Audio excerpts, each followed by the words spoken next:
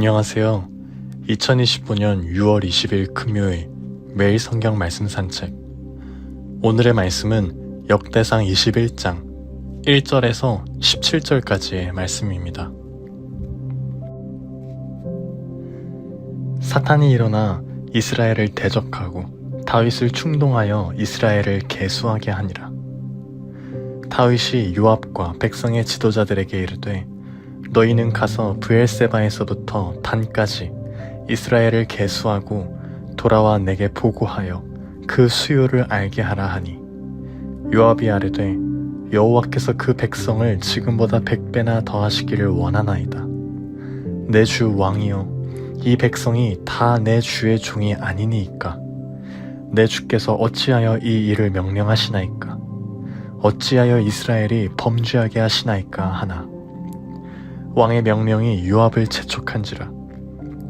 드디어 요압이 떠나 이스라엘 땅에 두루 다닌 후에 예루살렘으로 돌아와 요압이 백성의 수요를 다윗에게 보고하니, 이스라엘 중에 칼을 뺄 만한 자가 110만 명이요 유다 중에 칼을 뺄 만한 자가 47만 명이라. 요압이 왕의 명령을 마땅치 않게 여겨 레위와 베냐민 사람은 계수하지 아니하였더라. 하나님이 이 일을 악하게 여기사 이스라엘을 치심해 다윗이 하나님께 아뢰되 내가 이 일을 행함으로 큰 죄를 범하였나이다. 이제 간구하옵나니 종의 죄를 용서하여 주옵소서. 내가 심히 미련하게 행하였나이다 하니라. 여호와께서 다윗의 선견자 갓에게 말씀하여 이르시되 가서 다윗에게 말하여 이르기를 여호와의 말씀이 내가 내게 3가지를 내어 놓으리니 그 중에서 하나를 내가 택하라. 내가 그것을 내게 행하리라 하셨다 하라 하신지라. 갓이 다윗에게 나아가 그에게 말하되 여호와의 말씀이 너는 마음대로 택하라. 혹 3년 기근이든지 혹 내가 석 달을 적군에게 패하여 적군의 칼에 쫓길 일이든지 혹 여호와의 칼 곧 전염병이 사흘 동안 이 땅에 유행하며 여호와의 천사가 이스라엘 온 지경을 멸할 일이든지 라고 하셨나니 내가 무슨 말로 나를 보내신 이에게 대답할지를 결정하소서 하니, 다윗이 갓에게 이르되 내가 곤경에 빠졌도다. 여호와께서는 긍휼이 심히 크시니 내가 그의 손에 빠지고 사람의 손에 빠지지 아니하기를 원하나이다 하는지라. 이에 여호와께서 이스라엘 백성에게 전염병을 내리시매 이스라엘 백성 중에서 죽은 자가 7만 명이었더라. 하나님이 예루살렘을 멸하려 천사를 보내셨더니 천사가 멸하려 할 때에 여호와께서 보시고 이 재앙 내림을 뉘우치사 멸하는 천사에게 이르시되 족하다. 이제는 내 손을 거두라 하시니, 그때에 여호와의 천사가 여부스 사람 오르난의 타작마당 곁에 선지라.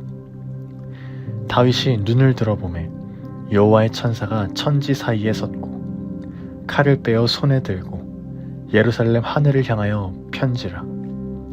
다윗이 장로들과 더불어 굵은 베일을 입고 얼굴을 땅에 대고 엎드려 하나님께 아뢰되 명령하여 백성을 계수하게 한 자가 내가 아니니까 범죄하고 악을 행한 자는 곧 나이니이다. 이 양떼는 무엇을 행하였나이까? 청하건대 나의 하나님 여호와여, 주의 손으로 나와 내 아버지의 집을 치시고 주의 백성에게 재앙을 내리지 마옵소서 하니라. 아멘. 오늘 말씀은 다윗의 인구조사 사건입니다. 사탄이 다윗의 마음을 충동하여 이스라엘 백성의 수를 세고 싶다는 욕망을 불러일으킵니다. 다윗은 오랜 전쟁과 통일 왕국의 성공으로 자신이 세운 나라가 얼마나 강성한지를 확인하고 싶었던 것 같습니다. 하지만 이 일은 본질적으로 하나님을 의지하기보다 자신의 군사력과 국가의 힘을 자랑하려는 교만에서 비롯된 일이었습니다. 신하 요압은 이 명령이 부당하다는 것을 깨닫고 왕을 말립니다. 여호와께서 백성을 지금보다 100배나 더하게 하시기를 원하나이다. 그럼에도 불구하고 다윗은 명령을 강행하고 요압은 마지못해 인구조사를 실시합니다. 그러나 하나님께서 이 일을 악하게 여기셨습니다. 하나님은 다윗과 온 이스라엘을 치셨고 다윗은 그제야 자신의 죄를 깊이 깨닫고 회개합니다. 내가 심히 미련하게 행하였나이다. 그런데 하나님은 바로 용서를 선포하시지 않고 선지자 갓을 통해 3가지 재앙 중 하나를 선택하도록 하십니다. 죄는 반드시 결과를 낳는다는 사실을 백성과 다윗에게 가르치신 것입니다. 다윗은 사람의 손보다 하나님의 긍휼을 믿었기에 여호와의 손에 빠지기를 원하나이다 라고 고백합니다. 결국에는 전염병으로 인해서 7만 명이 목숨을 잃는 비극이 일어납니다.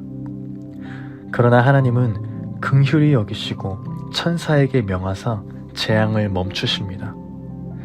다윗은 하나님 앞에 자신이 죄인임을 다시 고백하며 이 양떼는 무엇을 행하였나이까 나와 내 아버지의 집을 씻소서 하고 간구합니다. 여기까지가 오늘의 말씀입니다. 오늘 말씀을 통해 무엇을 묵상하시나요? 오늘 말씀을 묵상하면서 8절의 말씀, 그 다윗의 고백에 머물게 됩니다. 내가 이 일을 행함으로 큰 죄를 범하였나이다. 다윗은 늘 하나님을 경외하고 의지하는 자였지만 한순간 사탄의 충동에 넘어가 스스로 죄를 짓게 됩니다. 이 모습이 바로 우리의 모습과도 많이 닮아 있는 것 같습니다. 평소에 아무리 믿음이 좋고 말씀 가운데 서 있으려고 해도 순간적인 교만과 욕심이 찾아오면 쉽게 넘어지게 됩니다. 그렇기에 우리는 항상 마음의 중심을 말씀에 고정하지 않으면 작은 충동에도 하나님을 잊고 행할 수밖에 없는 존재임을 고백하게 됩니다. 그럼에도 우리가 회개할 수 있다는 것이 얼마나 큰 은혜인지를 깨닫게 됩니다. 죄의 결과 앞에서, 그 징계 앞에서 다시금 하나님을 의지할 수 있는 것, 그것이 은혜요 하나님의 긍휼임을 묵상하게 됩니다.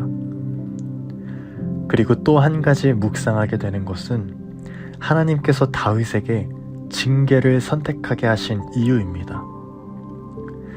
하나님은 다윗이 회개했다고 곧장 그를 용서하시고 덮지 않으셨습니다. 곧장 덮지 않으신 이유는 죄는 반드시 책임이 따르고 결과가 남는다는 것을 깨닫게 하시기 위함이었습니다. 우리가 죄를 쉽게 여기지 않도록 또 그 거룩하심 앞에 우리의 죄가 얼마나 무거운지 깊이 인식하도록 하십니다. 그 가운데에서도 다윗은 이렇게 고백합니다. 여호와께서는 긍휼이 심히 크시니 죄로 인해 징계가 임할지라도 하나님은 결국 긍휼의 하나님이시며 결국 선하신 분이심을 믿고 고백하는 다윗의 믿음인 것입니다. 우리도 때로 죄로 인해 징계를 경험할 때가 있습니다. 그 순간이 괴롭고 힘들지라도 끝까지 하나님이 누구이신지를 기억하고 하나님의 손에 맡기는 믿음, 긍휼을 구하는 겸손한 마음이 되기를 간절히 소망합니다. 오늘 말씀을 묵상하면서 다시금 이러한 고백을 올려드리게 됩니다. 하나님, 오늘도 제 마음을 주님의 말씀에 고정하게 하소서. 교만한 마음과 욕심에 흔들리지 않게 하시고 혹 넘어질지라도 다시금 긍휼을 구하며 주님 앞에 엎드리게 하소서. 2025년 Start with Jesus, 모든 일의 시작점이 예수가 되게 하라. 우리는 이 시즌 속에서 다시금 말씀으로 깨닫게 되기를 소망합니다. 죄로부터 자신을 지킬 수 있는 길도, 넘어졌을 때 다시 회복되는 길도 모두 다 예수 그리스도 안에 있음을 믿습니다.